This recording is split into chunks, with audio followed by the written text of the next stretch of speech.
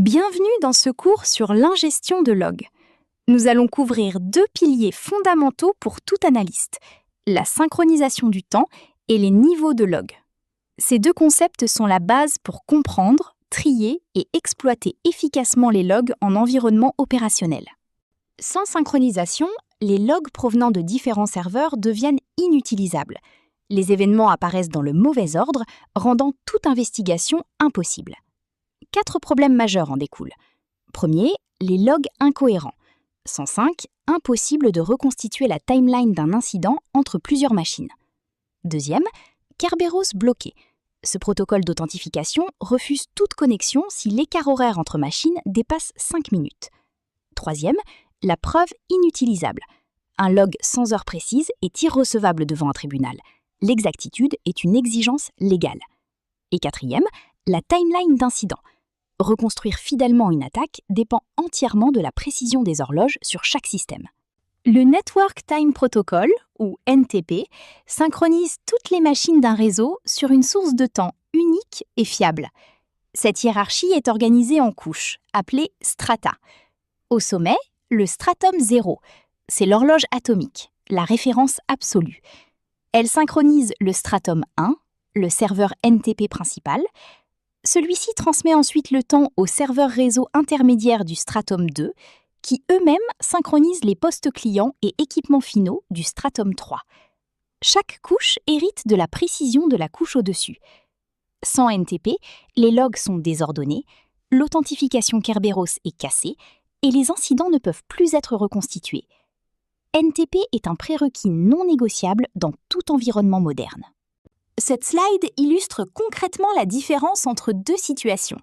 À gauche, les logs désynchronisés. Les événements apparaissent dans le mauvais ordre, les horodatages sont incohérents entre systèmes, la corrélation d'alerte devient impossible, les preuves peuvent être rejetées par un tribunal et l'incident response est complètement bloqué. À droite, les logs synchronisés. La timeline est claire et logique, on peut reconstruire fidèlement l'attaque, corréler les alertes en temps réel, garantir l'admissibilité légale des preuves et mener une réponse à incident efficace et rapide. Et retenez bien cet avertissement en bas de slide. Un juge peut rejeter des preuves numériques si les horodatages sont incohérents ou non synchronisés. La rigueur temporelle n'est pas seulement une bonne pratique technique, c'est une obligation légale. Passons maintenant à la deuxième grande partie de ce cours, les niveaux de log. Chaque log possède un niveau qui indique sa criticité et sa granularité. La pyramide à gauche résume tout. Au sommet, le niveau fatal, criticité maximale, intervention immédiate. En dessous, error. Une fonction est cassée, mais le système continue. Puis, warn.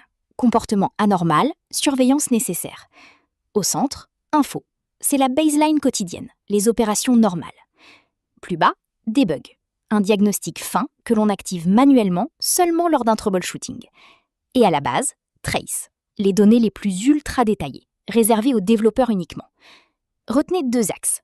Plus on monte dans la pyramide, plus la criticité est élevée et l'action urgente. Plus on descend, plus la granularité augmente. En tant qu'analyste, vous vivrez principalement dans les niveaux fatal, error, warn et info.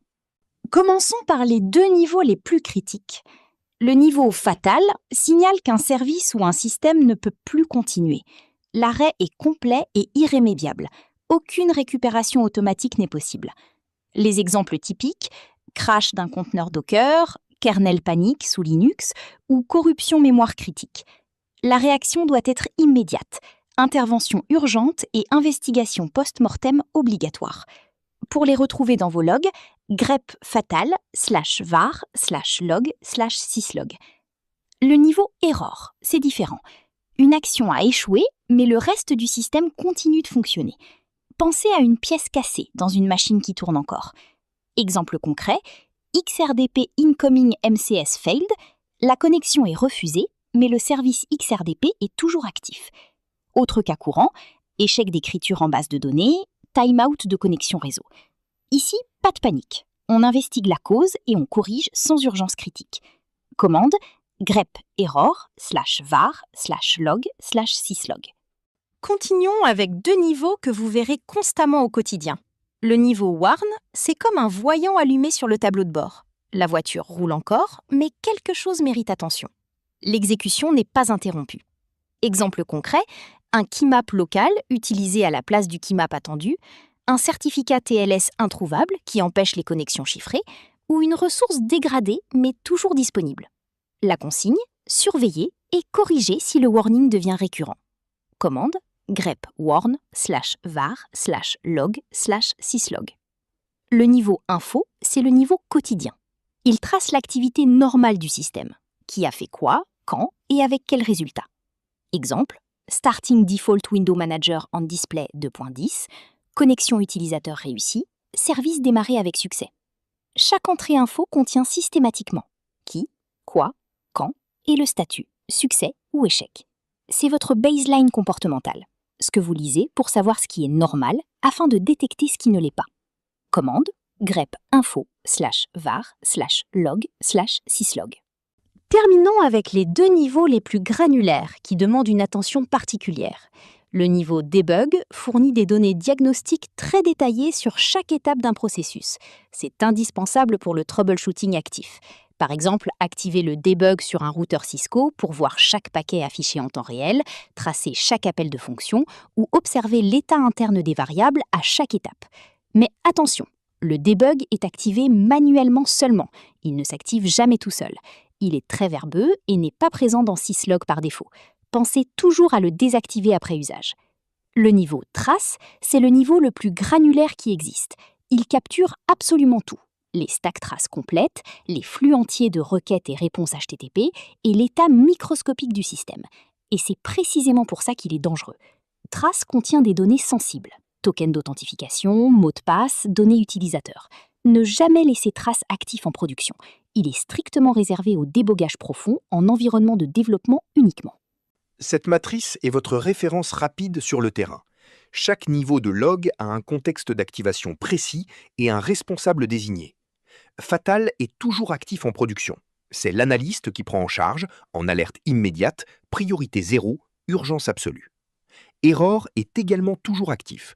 Le SOC analyste investigue, priorité 1, haute priorité. Warn est toujours actif pour la détection précoce. L'analyste surveille, priorité 2. Info est toujours actif. C'est la baseline quotidienne gérée par toute l'équipe d'analystes. Priorité 3, routine. Debug, lui, s'active uniquement pour un troubleshooting manuel. C'est le domaine du sysadmin ou du développeur, ponctuel et à désactiver immédiatement après usage. Enfin, Trace est réservé au développement uniquement, jamais en production, jamais. Retenez la règle d'or en bas de slide. Fatal, Error, Warn et Info doivent toujours être actifs en production. Debug et Trace sont des outils ponctuels à manier avec précaution. Nous arrivons à la fin de cette vidéo sur phantomsecurity.tech. Retenez ces deux piliers fondamentaux. NTP est obligatoire sur tous les systèmes, sans exception. Validez régulièrement la dérive horaire. Kerberos exige un écart inférieur à 5 minutes. C'est la base légale et opérationnelle de vos logs. Sans synchronisation, toute investigation est impossible. Deuxième pilier, les niveaux de log. Connaître chaque niveau vous permet un triage plus rapide. Info est votre routine quotidienne. Error et au-dessus exigent une action immédiate. Debug et trace sont dangereux si oubliés actifs. Et fatal, error, warn et info doivent toujours être actifs en production. 4 chiffres à retenir avant de partir. 5 minutes, c'est l'écart maximum toléré par Kerberos. Au-delà, l'authentification est refusée. 4, c'est le nombre de niveaux toujours actifs en production. Fatal, error, warn et info. 2, c'est le nombre de niveaux dangereux, debug et trace, jamais en production. Et 6, c'est le nombre total de niveaux de log, du plus critique au plus granulaire. Mémorisez ces deux piliers.